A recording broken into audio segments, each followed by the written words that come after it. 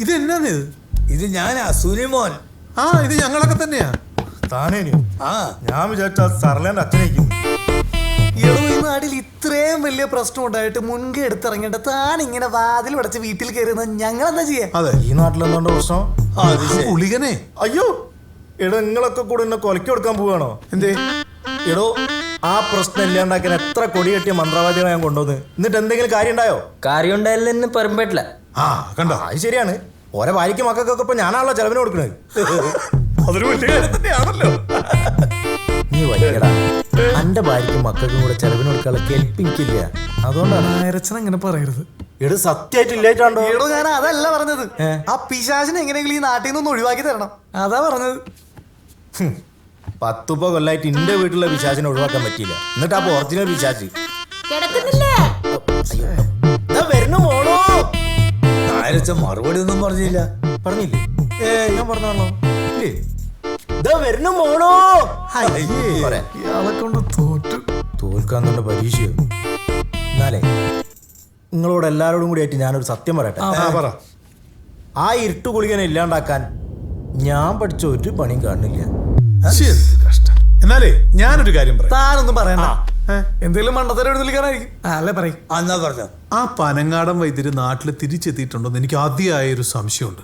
നമ്മൾ ഇങ്ങോട്ട് വരുന്ന വഴി ഞാൻ നോക്കിയായിരുന്നു, ആ വീട് തുറന്നു കിടപ്പുണ്ടായിരുന്നു. എന്നാ നമ്മൾ രക്ഷപ്പെട്ട്. അയാൾ പല നാട്ടിലും കറങ്ങുന്നതല്ലേ, അയാൾ നമ്മൾ സഹായിക്കാതിരിക്കില്ല. പക്ഷെ നമ്മളെ വിളിച്ചാൽ അയാള് വരുമോ? നായരച്ചൻ തന്നെ വിളിക്കണം. അതെ അതെ അതെ, ശരിയാ നായരച്ച.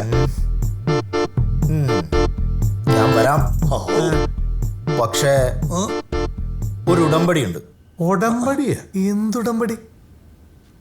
നിങ്ങള് എല്ലാരും കൂടെ എന്നെ ഒന്ന് വീട്ടിലാക്കി തരണം. അയ്യ പേടിത്തുണ്ടണം. എന്ത് സാധനമാണ് ഇത്?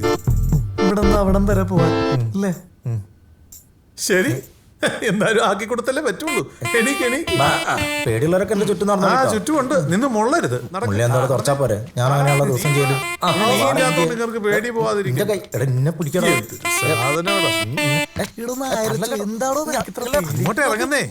ആരെങ്കിലും മുന്നിൽ ഇറങ്ങി ഞാൻ ഞങ്ങൾ നിക്കില്ല, അങ്ങോട്ട് ഇറങ്ങ്.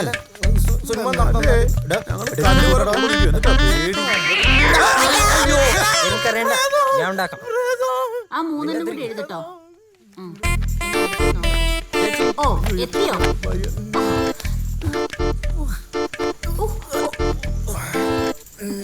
ഇങ്ങനൊരു മനുഷ്യൻ. ഇനിയിപ്പോ രാത്രി പോവാൻ നിക്കണ്ട, ആ കളപ്പുരക്ക് ചെന്ന് ഉറങ്ങിക്കോ കേട്ടോ. നിങ്ങളെ ഞാൻ ഒന്ന് കൊല്ലും. ചേച്ചിയായി ചായക്ക് കടിയൊന്നും ഇല്ലേ? ഇല്ല. അല്ല, ഉള്ളപ്പോ ഇടയ്ക്ക് നമ്മളെ ഒന്ന് വിളിച്ചേക്കണേ. അല്ല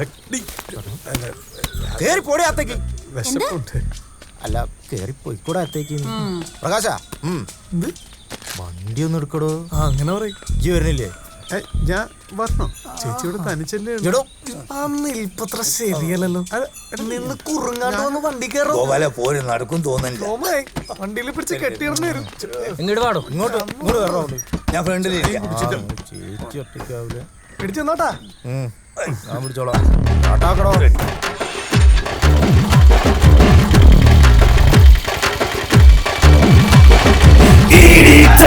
പോലെ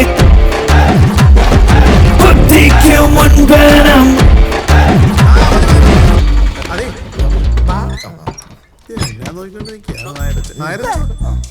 പോയി വിളിച്ചേ. എന്ത് കഷ്ടം. ആ ചായയും കുടിച്ചിട്ട് മനുഷ്യന് തോന്നാനും പറ്റിയില്ല. ഒരു കറുപ്പും ഉണ്ട് മാലയും കൂടെ ഇട്ട് ശബരിമല യാത്രയാക്കാൻ ഇത് കുട്ടിയാണ്ട് വീടുണ്ടാക്കി. വിളിക്കുന്നതാരച്ചാ? ഇത് ശരണോ? ഇനിയുണ്ടോ? എടോ വൈദ്യരേ,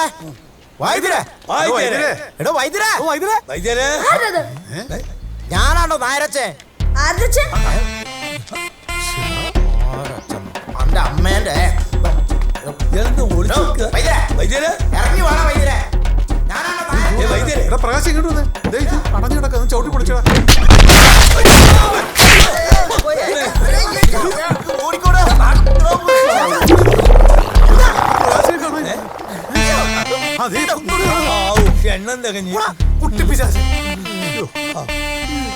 എന്താണ്ടത് എമ്മാരി അടിയാണോ ചക്കം പിടിച്ചടിച്ച്? ഇതിൽ നല്ല ഗുളികം പിടിച്ച് ഇന്നണേനി. അതെ, അത് വൈദ്യരെ ശബ്ദമാണ്. അതെയല്ലേ? അയാൾ ഇവിടെ എവിടെയോ ഉണ്ട്. വാ വാ. വൈദ്യരെ വായിച്ചേരെ. ഏയ് ഇത് ഇവിടെ എങ്ങും ഒരു മാനും മാഞ്ചാടി ഇല്ലല്ലോ. മാഞ്ചാടിയല്ലടാ മാഞ്ചാടി. നടന്നേ.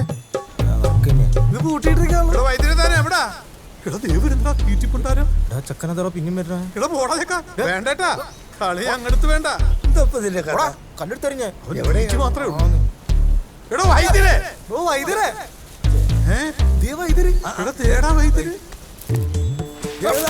അമ്മേ. ഓ, അയ്യോ.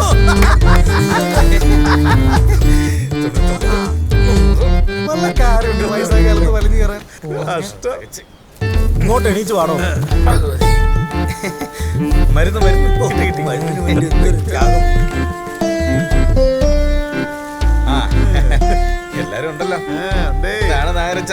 രാവിലെ തന്നെ എല്ലാരും കൂടി ഇവിടുത്തെ വിശേഷങ്ങളൊക്കെ നിങ്ങൾ അറിഞ്ഞില്ലേ? ആ ഇരുട്ടുകുളിയും കാരണം ഇപ്പൊ പകല് വരെ പുറത്തിറങ്ങാൻ പറ്റില്ലാന്ന്. അതിന് ഞാനിപ്പോ എന്ത് ചെയ്യാനാ? അങ്ങനെ പറയല്ലേ വൈദ്യര്. ഞങ്ങൾ എല്ലാരും കൂടെ വന്നാലേ എന്തെങ്കിലും ഒരു വഴി പറ. വഴി ആ അല്ലേ?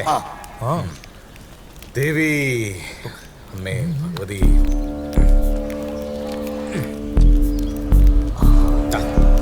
ഇതാണ് സരളയുടെ വീട്. അത് ആർക്കറിയാം. ഈ പറമ്പ് ചാടിക്കടന്നാൽ അമ്പലത്തിന് മുൻഭാഗത്തെത്താം. ഈ അമ്പലത്തിന്റെ ഓരം ചാരി ഒരു 4 കിലോമീറ്റർ താ ഈ വഴി നടന്നാൽ അടുത്ത ദേശത്തെത്താം. ഈ ഒരു വഴി മാത്രമേ എനിക്കറിയാവൂ. ഇങ്ങനെ നോക്കിയാണോ നമ്മൾ അവിടുന്ന് ഇവിടെ വരെ വന്നത്? എന്തോന്നാ വയസ്സ്.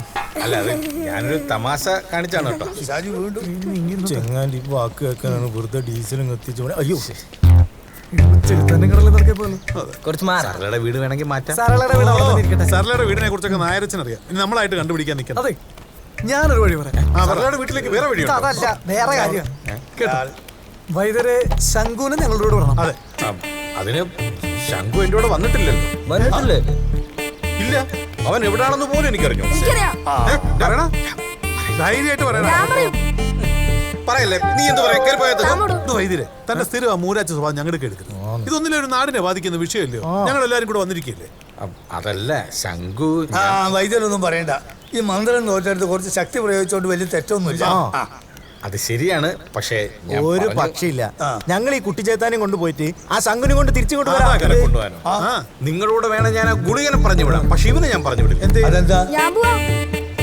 അതെ, ഇവന് ഈ വിശപ്പിന്റെ അസുഖമുള്ള ഒരു പയ്യനാ. ചിലപ്പോ നിങ്ങളെ തന്നെ പിടിച്ചു നിന്നോളൂ. അതുകൊണ്ടാണ്. എന്റെ പൊന്നു വൈദ്യരെ, അവന് വിശക്കാതെ ഞങ്ങൾ നോക്കിയാ പോരെ. അത് ഞങ്ങൾ ഏറ്റു. ഏറ്റാ? ആ ഏറ്റു. എന്നാ കൊണ്ടുപോക്കോ, എനിക്ക് ലാഭമാണല്ലോ.